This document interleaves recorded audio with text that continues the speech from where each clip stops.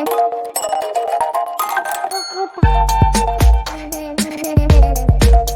बात कर लेते हैं ग्रीव्स कॉटन की। क्विकली एनालिसिस देख लेते हैं। चैनल को लाइक एंड सब्सक्राइब करना मत भूलेगा। तो ग्रीव्स कॉटन में आप देख रहे होगे स्टॉक में आज एक अपसाइड पोटेंशियल बहुत अच्छा रहा है। रिसेंटली जो वॉल्यूम बर्स्ट हुआ था कुछ टाइम पहले, वैसे एज एन वॉल्यूम इरप्शन आज भी देखने को मिलते हुए नजर आया। 264 का हाई दिया स्टॉक ने, हालांकि क्लोजिंग यहाँ पे 8% के आसपास रही है, 49 मिलियन का वॉल्यूम रहा। वो सारी चीज़ें ठीक हैं, बट वजह है कि भाई भागा क्यों सडनली इतना स्टॉक। तो यहाँ पे जो एक वजह है वो क्लियरली आती है सामने कि जो ग्रीव्स कॉटन है उसकी जो एक और सब्सिडरी कंपनी है वो यहाँ आईपीओ फाइल करने वाली है। इसी वजह से यहाँ पे अपन को तेज़ी देखने को मिलती है।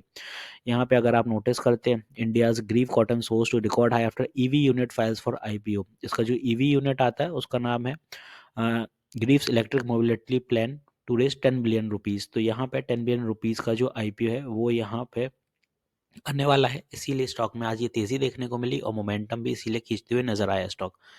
अब आने वाले दिनों भी यहाँ पे स्टॉक में अपन को मोमेंटम देखने को मिल सकता है, बिकॉज यहाँ पे जो था 1000 करोड़ का आईपीओ है उसका डीआरएचपी फाइल हो चुका है। अब यहाँ पे जो भी अपना आने वाले दिनों में सेंटीमेंट रहेगा वो रहेगा इसके ऊपर का, मतलब 260 के ऊपर निकलना है स्टॉक को कैसे भी करके। रिसेंटली की अगर बात करते हैं तो यहीं से स्टॉक में वीकनेस आई थी और यहाँ पे आज कोशिश करी, सस्टेन नहीं कर पाया, फिर वीक हो गया।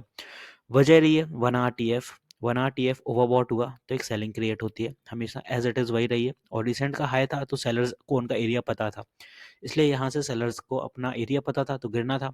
क्योंकि अगर आप भी सेलर्स हो, आपका पर्सपेक्टिव क्या रहेगा यहाँ पे, आपका भी यही पर्सपेक्टिव होगा कि यहाँ पे ऑलरेडी स्टॉक का हाई है तो आप यहीं बैठोगे कि स्टॉक को मैं सेलिंग करूंगा यहीं से और 250 का टारगेट लेके चलूंगा। तो एज इट इज़ वही रहा सेलर्स का टारगेट। तो स्टॉक कुछ इसी तरह से यहाँ पे वीकनेस के ट्रेंड दिखाते हुए नजर आए 1 RTF। हालांकि डेली टीएफ का आरएसआई बहुत बेटर है, मूविंग एवरेज का क्रॉस ओवर दे रहा है, तो 260 निकलता है तो जल्दी 275 280 के टारगेट आएंगे। साथ ही साथ वीकली टाइम फ्रेम में भी ऊपर चलने के लिए आरएसआई में बहुत गैप है, मतलब चल सकता है अभी। तो अभी तो स्टॉक सही दिख रहा है और जिस हिसाब से आईपीओ के पेपर सबमिट हो गए, सारी चीज़ें सही रही हैं, तो आईपीओ जब आने वाला है तो उसके अकॉर्डिंग अब स्टॉक थोड़ा न्यूज़ में रहेगा। अपसाइड पोटेंशियल बता देता हूँ कि कितना जा सकता है। वेल 260 का तो आपको पता ही है। इसके ऊपर का जो अच्छा मोमेंटम है स्टॉक में वो यहाँ से एटलीस्ट 15% ऊपर जा सकता है, मतलब 290 के टारगेट स्टॉक दिखा सकता है, बिकॉज स्टॉक ने यहाँ पे एक चैनल क्रिएट किया है। चैनल मतलब यहाँ से आप देखो गिरा था, सूटअप हुआ, फिर यहीं कहीं सपोर्ट लेने आया। हालांकि बाउंस थोड़ा जल्दी हो गया है क्योंकि स्टॉक में जो सपोर्ट अपने इमीडिएट बने थे वो यहाँ पे इस जोन के क्रिएट हो रहे थे। वापस से इसी जोन से आप देखें आज फिर से सूटअप हुआ तो आने वाले दिनों में ऊपर जाएगा रिट्रेस करते करते ऐसे ऐसे, और अपन को कुछ ये टारगेट देगा यहाँ पे 290 और 300 का, कुछ ये जोन के टारगेट आने वाले हैं। तो अब आपको बहुत अच्छे से समझ आ गया होगा कि स्टॉक में कहाँ कहाँ रेजिस्टेंस है। ये 275 285 का ये जोन और ऐसे करके 300 के आसपास ये हर्डल, तो ये सारे अपने हो जाने हैं रेजिस्टेंस एक तरह से।